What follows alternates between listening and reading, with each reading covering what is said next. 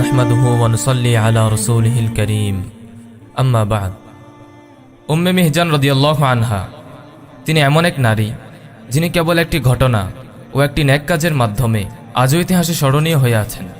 তিনি একজন সাহাবিয়া যিনি ছিলেন বৃদ্ধা ও কৃষ্ণবর্ণের। জীবদ্দশায় তার একটি আমল ছিল যা তিনি প্রতিদিন করতেন, তা হলো তিনি মসজিদের নববীতে এসে মসজিদ ঝাড়ু দিতেন, মসজিদের ধূলিকণা পরিষ্কার করতেন। সিরাত ও তারিখের গ্রন্থসমূহে তার কাহিনী বর্ণিত হয়েছে। ইমাম হাফেজ ইবনে হাজার আসকালানী রহিমাহুল্লাহ আল ইসাবাই বলেন, তার ডাকনাম মিহজানা, অনেকের মতে উম্মে মিহজান। এই বৃদ্ধা সাহাবিয়া সর্বদা মসজিদে নববী ঝাড়ু দিতেন। সহিহ বুখারীতে তার আলোচনা কোনো নাম ব্যতীত এসেছে। প্রিয় বোন, ইতিহাসে মুমিন নারীদের যে ঘটনা বলি আমাদের হৃদয়মন ছুঁয়ে দেয়, তার অন্যতম হল যে তারা ইসলামের জন্য বিভিন্ন খিদমাত ও কুরবানির নজির পেশ করেছেন।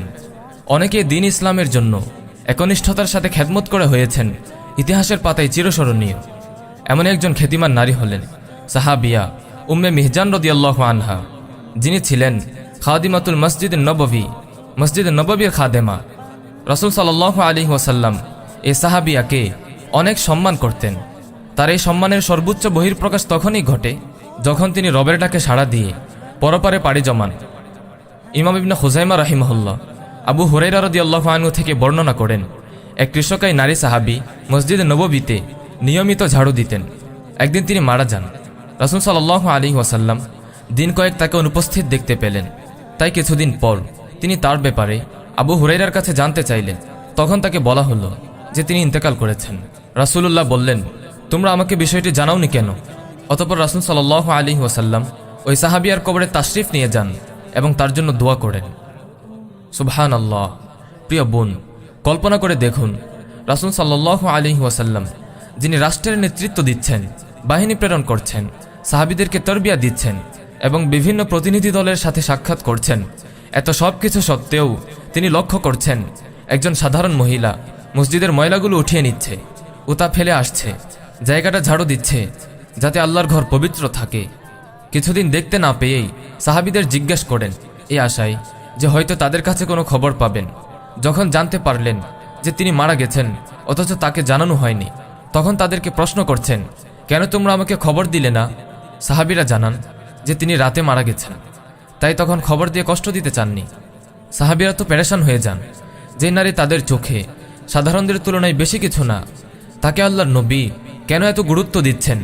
তারা বোঝার চেষ্টা করতে থাকেন যে তার এই সম্মানের পিছনে গোপন রহস্য কি। আল্লাহর নবী সাল্লাল্লাহু আলাইহি ওয়াসাল্লাম শুধু প্রশ্ন করেই ক্ষান্ত হননি, বরং বেশ কিছু সাহাবীদের নিয়ে নিজেই তার কবরের কাছে যান। আল্লাহু আকবার।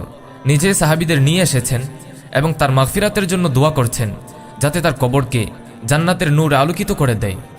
হে বোন, একটু চিন্তা করে দেখুন তো, তিনি কেন এত সম্মানের অধিকারী হলেন? উম্মে মিহজানের মধ্যে কি ছিল যার জন্য তিনি এত মর্যাদার অধিকারী হয়েছেন?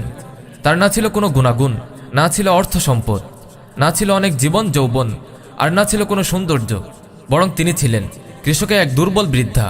সে সাথে তিনি এই ছোট আমলটি ছাড়া তেমন বড় কোনো আমল করতেন না।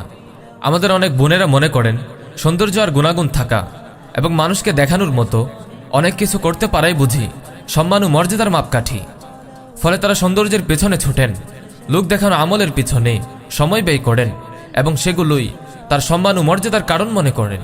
অন্যদিকে আমাদের সমাজ ও বিশেষ করে ফেমিনিস্ট নারীবাদীরা তাদেরকে তো কোনো মূল্যই দেয় না, যারা একনিষ্ঠতার সাথে ঘরে থেকে আল্লাহর ইবাদত করেন এবং স্বামী সন্তানদেরকে দ্বীনের পথে সাহায্য করেন। না বোন, বিষয়টা কখনো এমন নয়।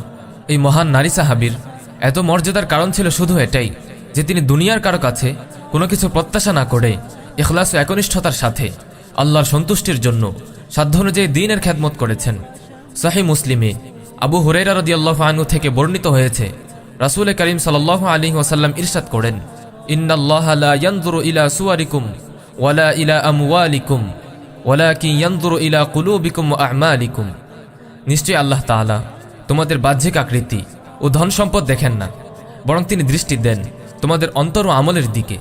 তাই হে বোন, একনিষ্ঠতার সাথে দুনিয়ার কোনো সম্মানের প্রত্যাশী না হয়ে নিজে ইবাদত ও স্বামী সন্তানকে দ্বীনের কাজে সাহায্য করে যান। কারণ আল্লাহর শপথ, দুনিয়াতে নারীবাদীগুলো আপনাকে সম্মান না দিলেও আখিরাতে আপনিই হবেন সবচেয়ে সম্মানিত। দুনিয়াতে কেউ আপনার কাজগুলো না দেখলেও আল্লাহ তাআলা আপনার প্রতিটা কাজের জন্য দান করবেন জান্নাতের বিশাল বিশাল নিয়ামত। আপনিই হবেন দুনিয়াতে আয়েশা ফাতিমা রাদিয়াল্লাহু আনহার উত্তরসূরি, আর আখিরাতে সেই সম্মানিতা সাহাবিয়াদের প্রতিবেশী।